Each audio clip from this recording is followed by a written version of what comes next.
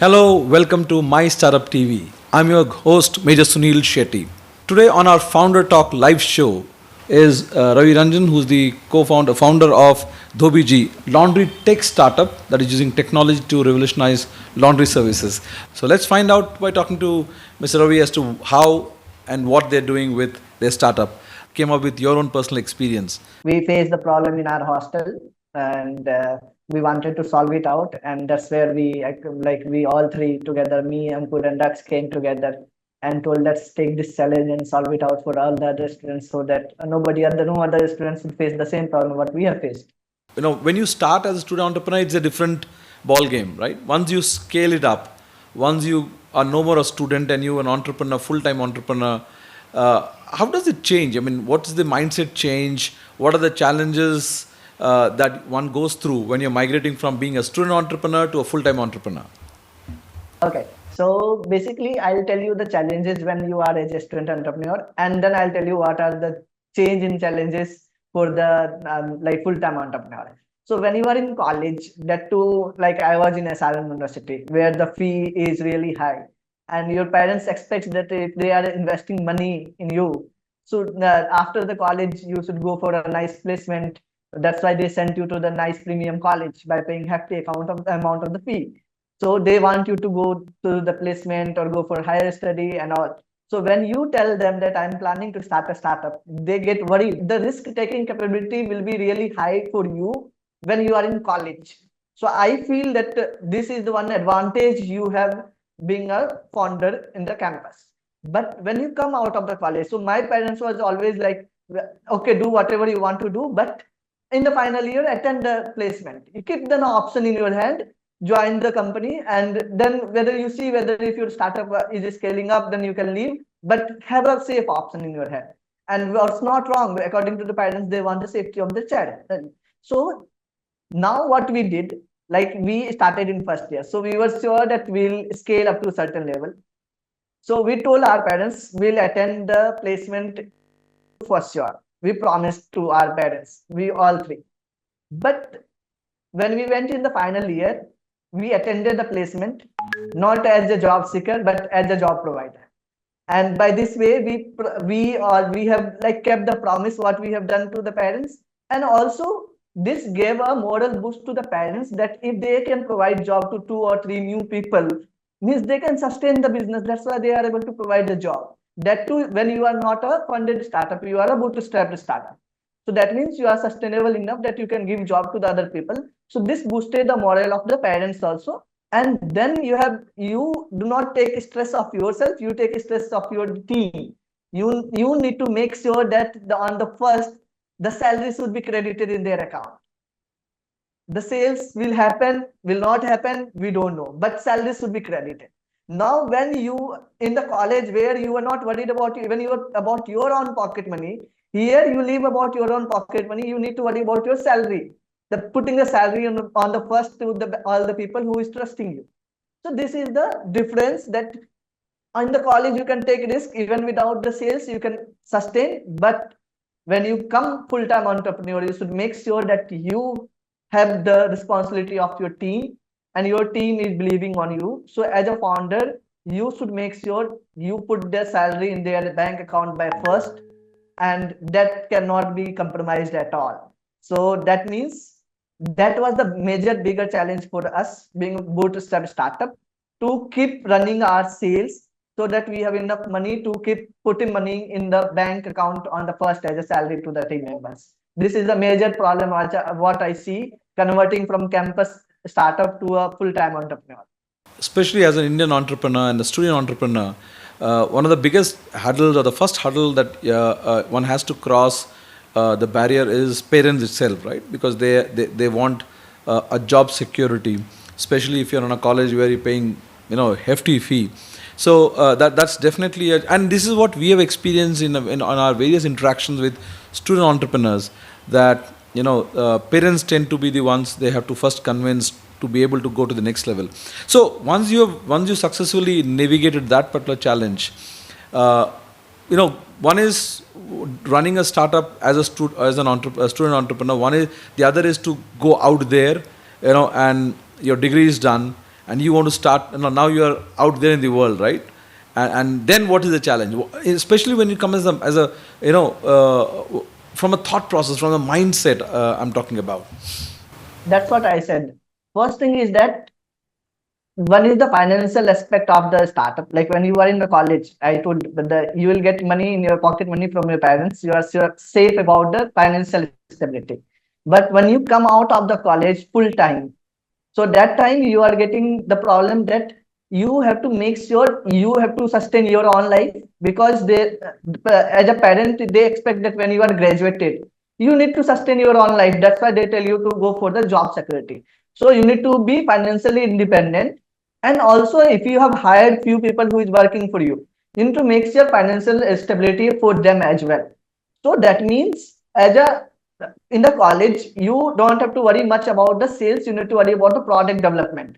But when you come about out of the college, your sales should be good enough that you can sustain all your co-founders from that money, and the people who have joined you early and who is working for you, the team, their salary. These are the few things. And then you have to go to the all other things, like you need to go for funding, all the others, whatever all the entrepreneurs goes, you have to go through that. But this is the major mind shift changes required when you come out of the college, that you need to make sure you and your team is sustainable on your sales money, and you are making enough money to sustain your startup and your team.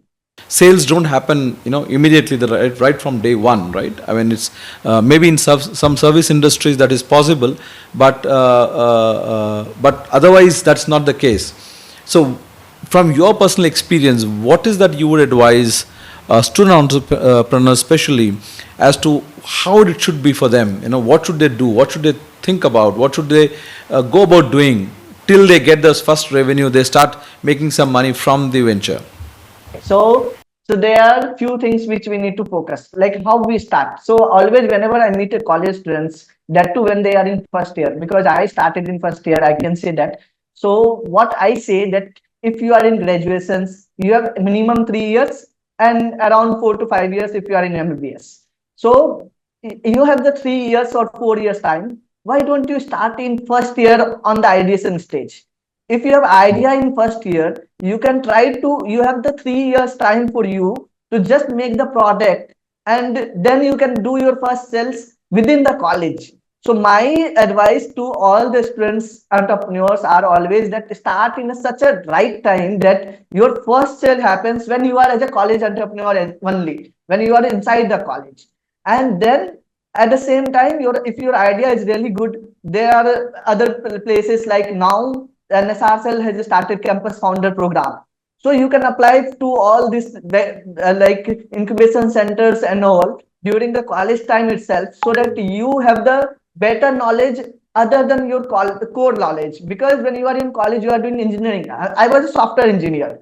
So I have to learn about the finance. I have to learn about the pitching to the investors, all those things. So that you can do during the college time itself by attending different ecosystem events. Maybe go to the pitching sessions, see how it happens, and maybe you can apply for the incubation centers, get incubated there, so that when you are out of the college, your target should be that my sales should start happening before I leave the college. That is one thing. And second thing, if you started late on second, third year or fourth year of your engineering, or maybe third year of your graduation of general graduations, so in that case, try to focus on your idea as much as possible. Try to get incubated somewhere, so that when you are out there, so incubation and acceleration will help you to grow faster and faster. So what you can do in 2 years alone in the college, if you go with the incubators, you can do in 6 months. So that is the, you need to speed process your thing. And then also, because you are coming out of the college, so you need to make sure that you have funding with you. If you are not going to make sales, if you are a product, deep tech product, so funding is something which is really required in this arena now. And also we are happy enough to see, and we were there together in the Startup Mahakund, Mr. Piyush sir has told that the deep tech need to be more funding, and government has started focusing on. So product development, if there is required, we need to go for the funding. And ecosystem, you need to approach to the right ecosystem. See, we say ecosystem, but we need to know what is the right ecosystem. When we are a deep tech and I want to develop the product, I'll go to IT Madras Research Park compared to going to NSRCEL. If my product is ready, I want to make the sales and understand how business dynamics of this will work, I'll go to NSRCEL. So I always suggest the college student also that you need to choose the right incubator based on your product, based on your startup idea, and go and get incubated. That is the one of the best thing you can do to bridge this gap from converting from the campus entrepreneur to a full-time entrepreneur. I that's my personal experience also, finding the right co-founder, right? And I've seen in our last 6 years of journey as MyStartupTV that we have come across some amazing ideas, some amazing startups with great takeoff for them, and somewhere down the line, they failed because the founders couldn't work together. So, how did find your founders, and what was, if you could share some lessons for student entrepreneurs, uh, when they, especially when you go about finding a founder? Because I personally, this is my personal opinion, that when on your venture, to find a right co-founder is like finding a life partner. It is kind of same challenges, right? So, if you could share your thoughts on that. See, when you say with life partners, so you have so much time with your life partner when you do not talk about business, means not only about work. So you share a bonding which is non-transactional. But sharing a transactional bonding and maintaining it for a longer time is a really tough work than the sharing non-transactional bonding.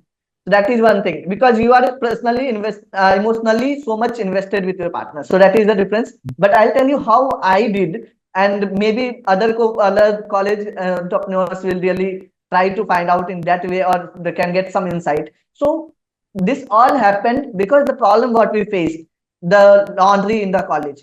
So I was from the village, I stayed out and all everything fine. My second co-founder, Ankur Gupta, he is my hostel roommate. He was my hostel roommate in the college, and he was from another department. So he was the one who stayed with the parents till 12th class. He never stayed like away from the parents. And then he never washed his clothes himself. He was one pampered child, you can say. So now when he came to Chennai, so So that your service is typically for people like that, right? yes, you can say. And even when I'll tell you about the third co-founder, you will add him also in my customer list. I'll tell you that also. So this person, Ankur, my co-founder, he was never has washed his clothes. And then we in our college was having that you need to wear formals. And so when you join the college, you buy new formals because first time you are going excited and all. So he bought a lot of clothes. So he was using daily and throwing it in the laundry basket. And it ended up in such a way that next day we are having our first class test where you need to be well presented, then only they will allow you to go inside the class. And he was not having any formal left to wear. So at last moment, he started, instead of reading for the class test, he started ending up washing his clothes for the first time in his life. So that was a little experience which we faced. We took as a challenge, like, yeah, this is the something problem which you are facing. And then so now this is the problem. So I was the one who was very sure I will do my own startup from my class 8 onwards, that I don't want to go for job. So I found like, yes, now I got the right problem which can be solved. But is it really a big problem? So we went back to the college students, our hostel mates, different rooms. So we just printed one A4 sheet where was a problem statement analysis was done.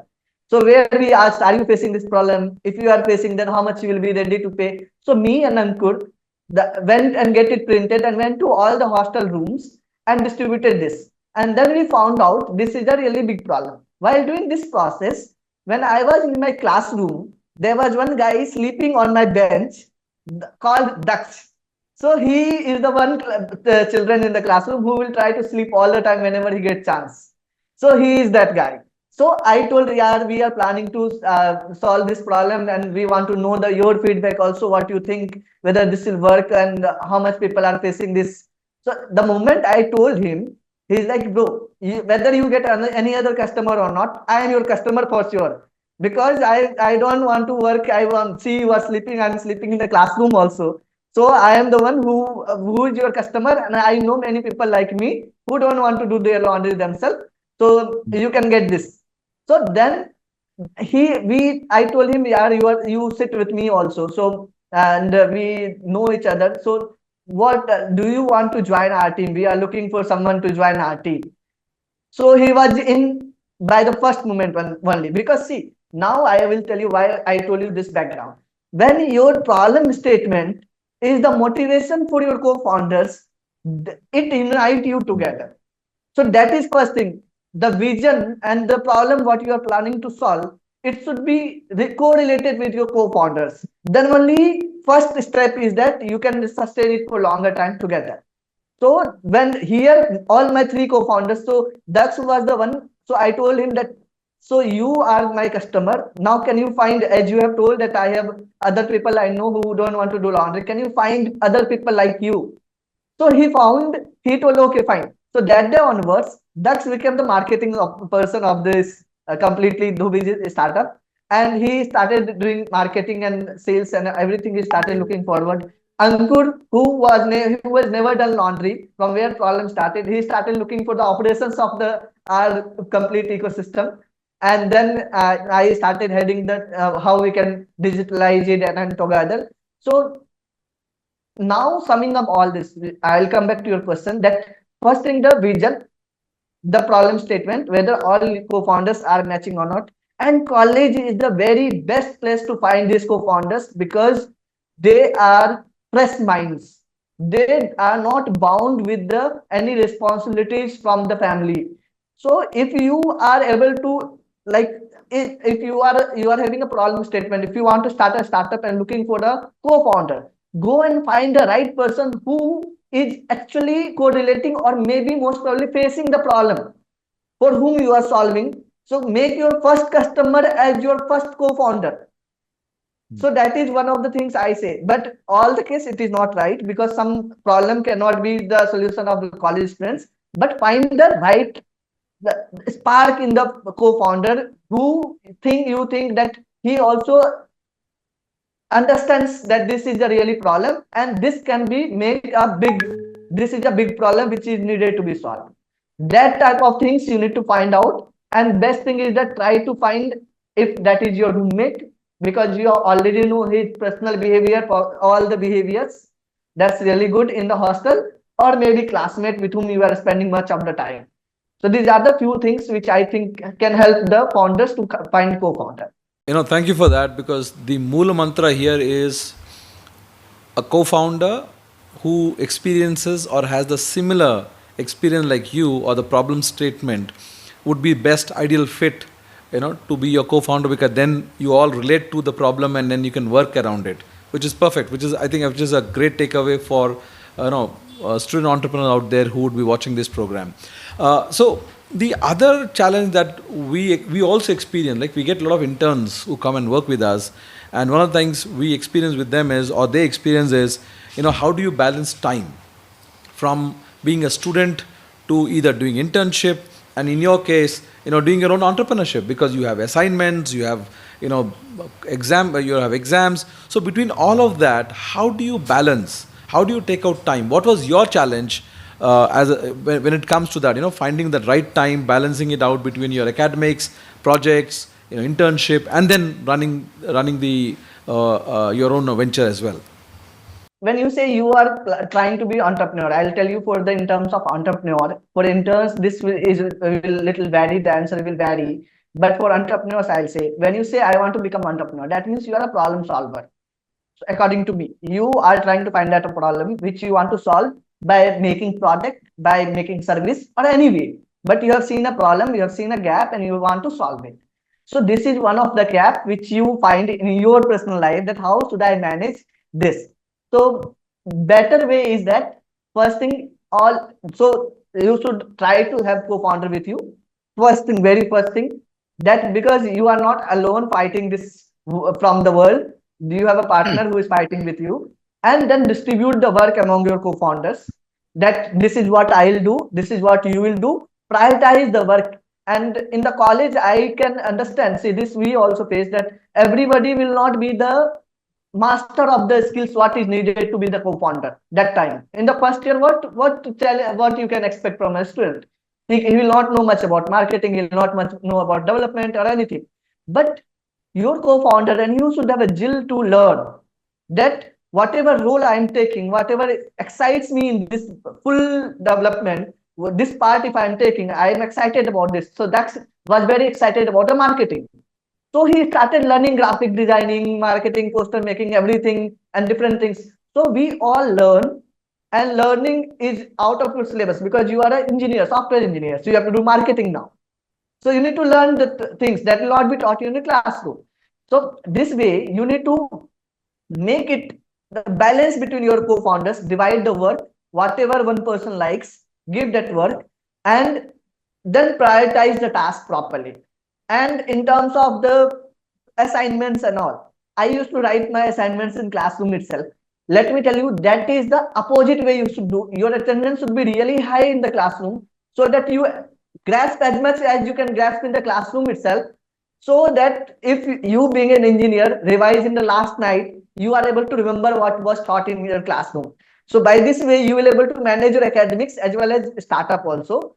So that this is what I suggest, that you should not bunk the classroom. If you are an entrepreneur, try to finish the classroom work in classroom, and then come after classroom, you have the time where you can work on your startup, take the turns, like divide the works, prioritize the works, and literally you cannot be as productive as full-time entrepreneur. You have to accept this. You will be little slow than others. It's okay, but you have to balance everything. What kind of support did you get from your college or your institution in your entrepreneurial journey? Now our college where we studied has a good infrastructure for startups, and when we were the one in first time, it was tough for us to make our teachers and our mentors understand why startup, why not placement, because a reputed college always put the number of the placed students. So that was the thing where it was tough for us to make them understand that the startup is something where you will see as a future, that you need to start writing. We have 80 startups, then writing we have 500 placement. So, but that time in 2016 back, it was not so easy for us to convince them. And in terms of infrastructure, there was no much infrastructure for the startup support. But 1 year of our like continuous knocking the door of the everyone, they understood these people will not give up.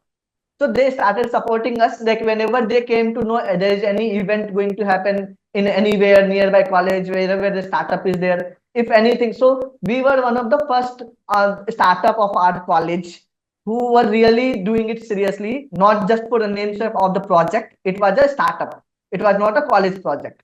So, but then it starts slowly and gradually, this all the teachers and everyone started doing it. And then first time in our college, they collaborated with the UC Berkeley, and they conducted the seminars in our college itself. And then with us, few more startup were started in the college, and that was the supports. But now they have incubation center as well. So we are like in proper touch with our college. We try to give them the information. We try to help them to like set up the guidelines for the students to make sure that the people who are really interested in entrepreneurship get benefited from the college as well. Perfect. So now coming, moving on to the next segment.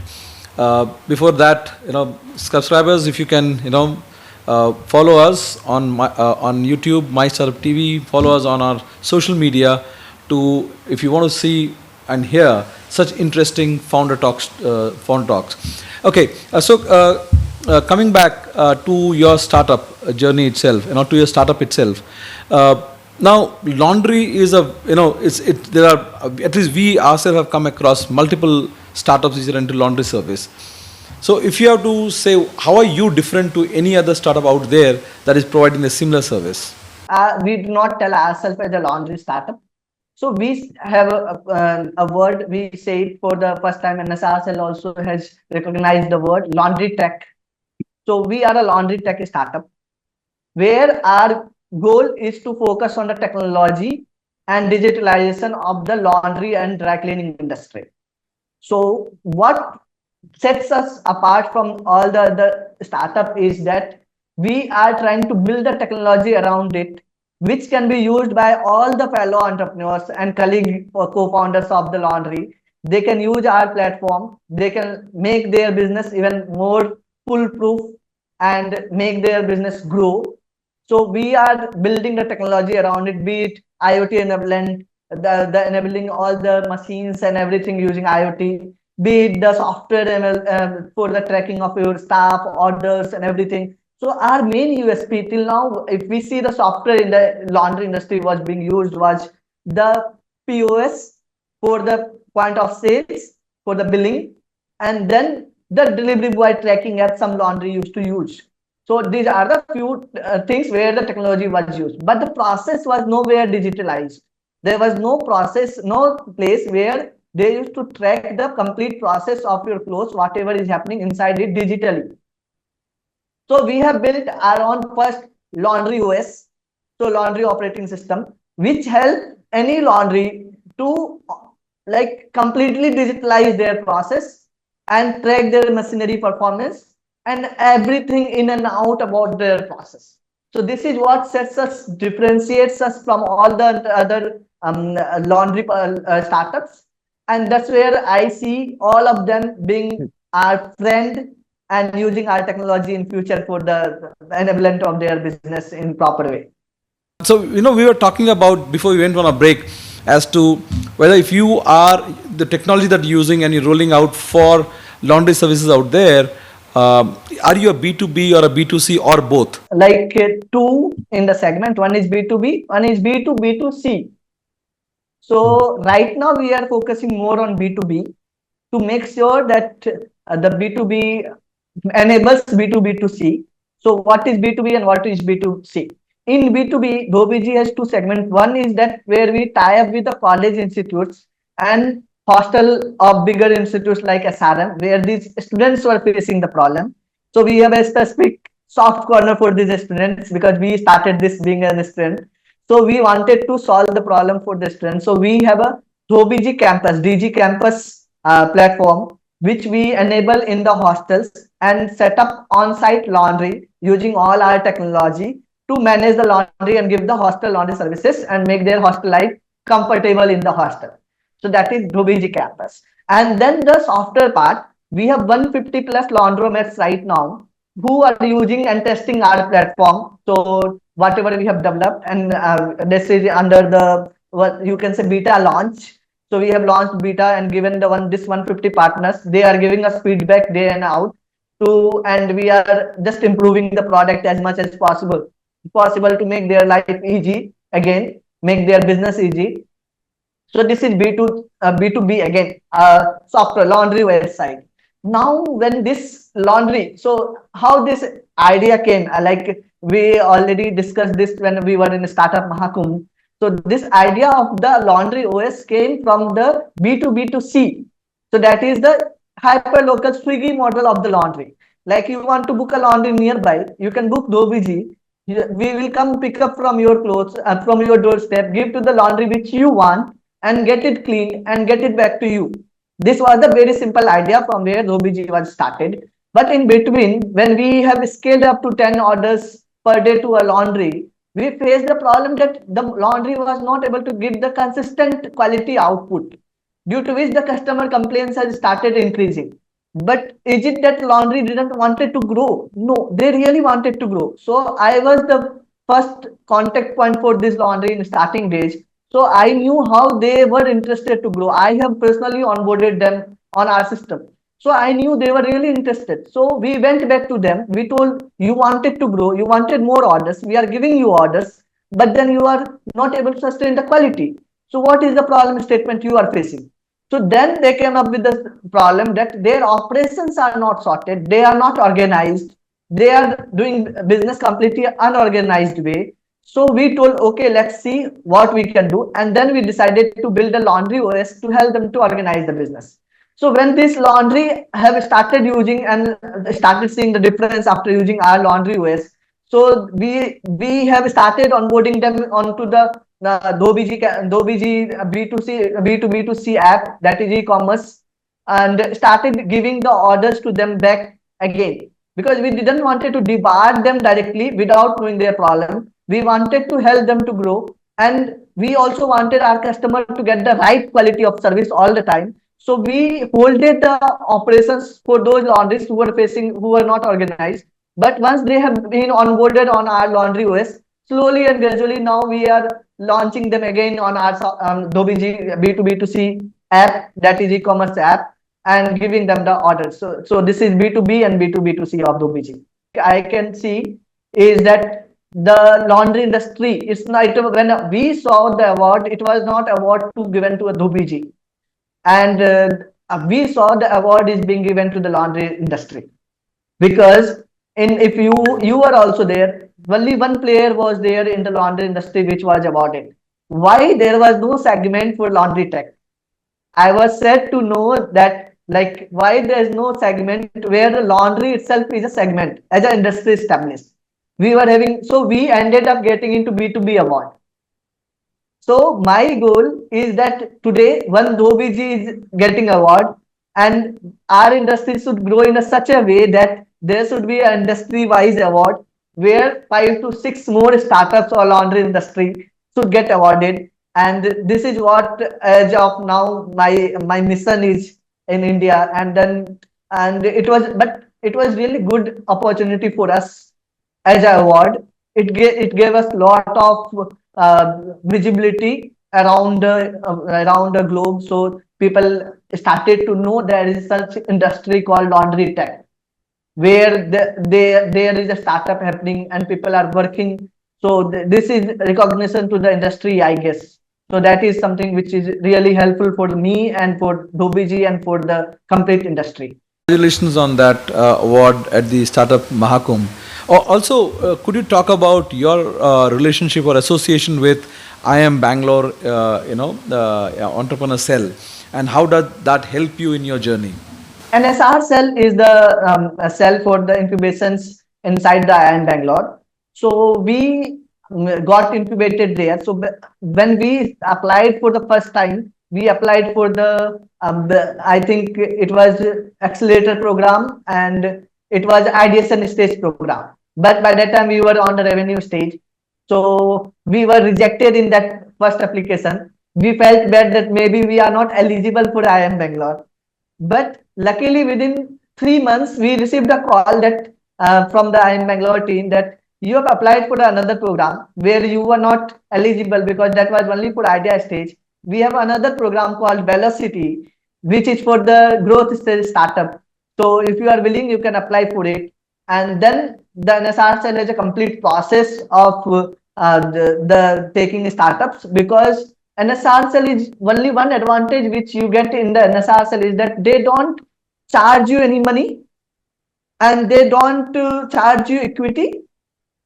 They do not charge. Literally, it's a complete NGO type incubation center where the different industry partners gives money and fund the incubation program. But making this, because it's a part of IIM Bangalore, the procedure of selection is really tough. You get a lot of startup and all applies for that program. And because it's no equity free, because it's not paid, and also it brings you the help of IIM Bangalore and ecosystem. So this is really, again, a very competitive things to get selected there. So when we got selected for the IIM Bangalore Velocity program, NSRCEL, so we felt this, yes, now what we are doing is being recognized by really one of the top institutions in India.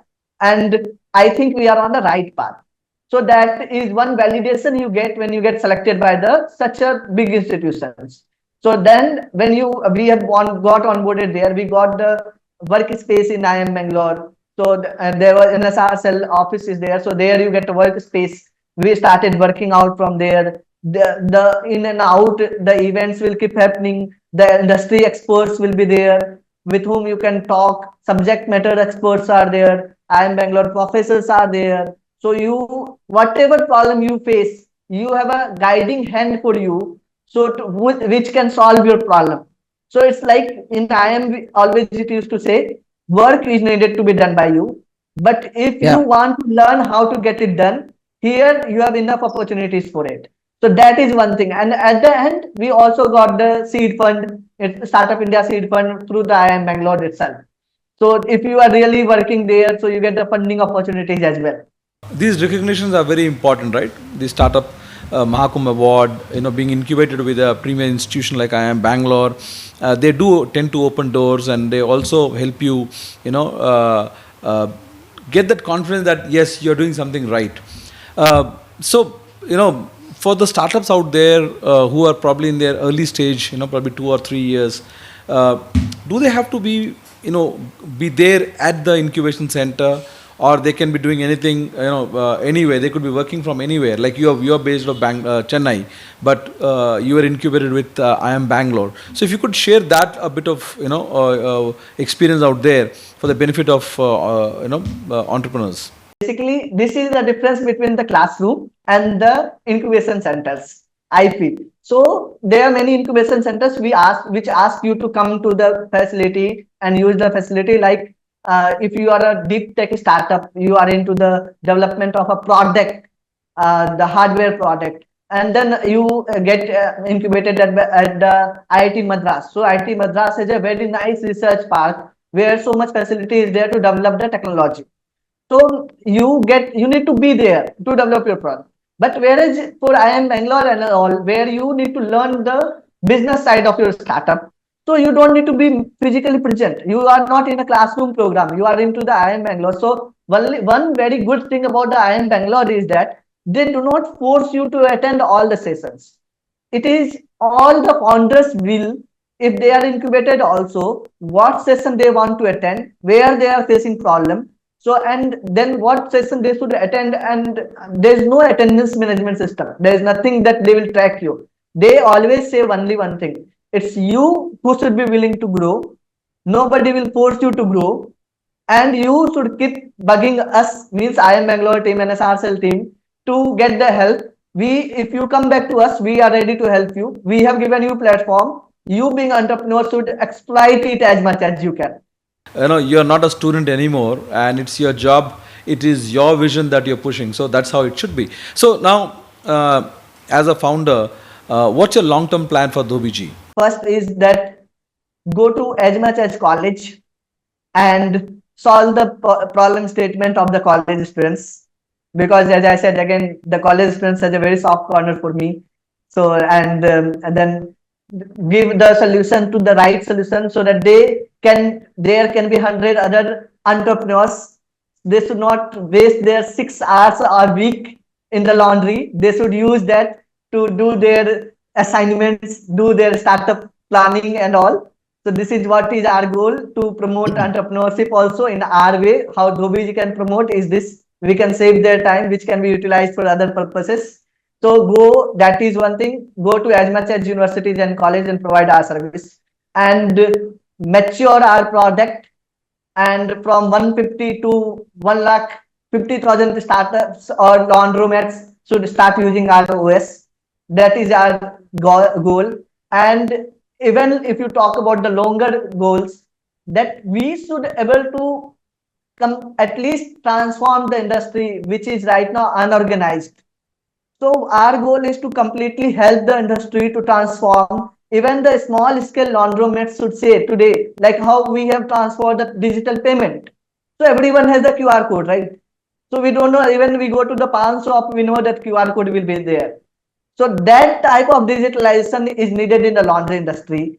And Dhobi G is trying to bring that, and alone Dhobi G will not able to do it. So we need more entrepreneurs. Together we will bring the complete difference in the ecosystem of laundry and dry cleaners. And also the name, the Dhobi G. So this has a story that if you talk about Dhobi G, so we wanted to start at the Dhobi Ghat. We were telling that we'll convert a online digital Dhobi Ghat. So it's like where many laundromats are there. You book a platform, the way Mumbai Dhobi Ghat exists. There are many laundromats. Then we slowly and gradually ourselves has iterated and ended up into Dhobi G, G for Ghat and G. So we felt that we tried to do collaboration with one of the influencer. The influencer said us I was interested to do, but the word Dhobi is illegal to say in India. Mm. Like if you call Okay. someone Dhobi, it's a casteism. It's like Oh, if you are telling someone Dhobi, it's in terms of rule wise, it's illegal. It's, like you are doing casteism.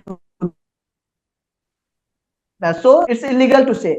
So we thought, okay, it's illegal to say because it is offensive, right? Why let's not make it respective? So then that day so we that's how the decided to G change got our added to name it. from Dhobi Ghat. Yes. So from Dhobi Ghat, we sorted it. So G stands for Ghat as well. And that G has given the respect to the community as well. And that's where, like, we want to bring back that cleaning your clothes is a very nice work someone is doing to you. It's not a something which they should be shameful of. The community should be proud that they are making you sign. They help you to sign. So that's the reason my goal, as a personal goal, you can say, is to make this community also feel proud for their name instead of feeling this as an offensive word. Is there any message that you want to give to budding entrepreneurs who are there in the early stage or growth stage, and especially for student entrepreneurs? Start early. If you want to become entrepreneur, take a problem. There is saying, people say start early, fail early. So no issues, you will fail. So if you fail, you learn. So you should be you should have the courage to take risk in the college, and that's the very less risk you can take in the college, because once you come out of the college, leaving job and then doing a startup will be so tough for you. So it's the right time, right place, and also the ecosystem has started supporting college entrepreneurs. Before the funding was not there for these peoples. The investors used to think, what if after college they will not continue doing this? So the no investor supports used to be there for campus. But now the premium institutions like IIM Bangalore and then different colleges as their incubation centers and all. So now you have got opportunities, that to AI coming in the scene. So you don't have to learn marketing. When we used to be there in 2016, we have to learn Canva, then other graphic designing tool. Now you have the AI generator. You go and write the prompt, you get a nice AI generated marketing images. So now you are on the right place where you can you can focus on the real problem itself. We have to focus on the marketing, learning and all. Now you have to focus on the problem. If you find out the right problem, there is lot of tool, lot of ecosystem support. You can go and use it and grow your startup, and maybe you will end up becoming Mark Zuckerberg. You don't need to even complete your course, and by that time you will be a successful entrepreneur. I will not say that you will be a $1 billion billionaire and all, because according to me, being a successful entrepreneur is not becoming a billionaire. You need to know that you are finding the right problem and solving it for the right people. If you are solving it, you are a successful entrepreneur. And also, if you're able to create, employment, that itself is success. Isn't it? It's not easy, as you rightly said, right? Because every month you have to have, you have to have money to pay your employees. So if you're able to create multiple employment, I think that itself is success in some ways. After achieving every milestone, we should go for the next. We should not settle as an entrepreneur. And in the process, if you become a unicorn, why not? Yeah. No, still the So people try to become even then they go for another problem statement, solve it out. very true. Before we sign off, My Startup TV, we are a dedicated media house for startups and entrepreneurs, and we have been featuring entrepreneurs, startups for over 5 years now. We cover startup events live. We are probably the only media house that does provides 360-degree coverage to startups, entrepreneurs through our web television, which we broadcast 24/7, through our digital magazine, which is a monthly magazine, through our podcast, through our OTT platform. What do you think the kind of work we are doing? What are your thoughts as a founder? As a founder, you are doing the right work and right way to do the work. Even right work, I'll not say, you are doing it the right way. Covering from the all 360 view is important in the startup ecosystem. See, I met you for the first time in a Startup Maharathi, and we have a very short introduction session and all. And from there, here I am sitting with you and giving my very first podcast with you. So this is a platform for people like us, where the world do not know what is the story behind this startup. So no story is a small story, no story is a big story. It's just that if it becomes successful, people think it's a big story. If it becomes fails, people think it's not a story. But according to me, the failure story should also be brought up. That why this will be the learning lessons for all other. And when I see your platform covering all the startup event and all, so if I am a aspiring entrepreneur, if I come to your platform, so I know what all are the events happening around the globe, around India, and what all type of startups are already being built, raw version of startup, unscripted view of startup, that what they are facing the problem, how they are solving it out. So this will bring a lot of new entrepreneurs and give courage to new entrepreneurs, that if anybody else, any Ravi from coming from the small village can come out and build a startup, then any person can build this startup. There is nothing, this is that elite class thing, only few people can build it. Anybody can build it, just a jill is supposed to be required, and information, right information, which you guys are supplying. So you are building that information gap for the people, maybe in tier 3, who is willing to start a startup, don't know how the startup ecosystem is. So they can come to YouTube, they can come to Instagram, they can go to the LinkedIn, and they can find the content, and they can understand how the ecosystem are working, and how, like we had a raw conversation, you asked me, is it necessary to go to NSRCEL? I said, no, you can do it from the any corner of India.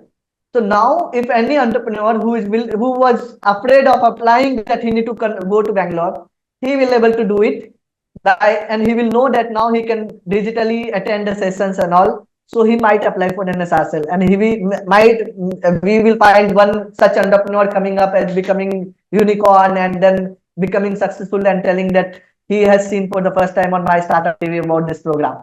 Aspiring entrepreneurs, budding entrepreneurs, student entrepreneurs, and to be fair, the whole startup ecosystem gets all the information that they want at one place, and not just in one format, in multiple format. With that, thank you very much for being on our show, and we look forward to hosting you again. If you want to hear more such interesting conversations with founders and thought leaders, do join us every day on our Founder Talk live show and Thought Leader live show, only on My Startup TV. See you, signing off now till next episode. Thank you very much. To stay informed about the startup ecosystem, subscribe to My Startup TV.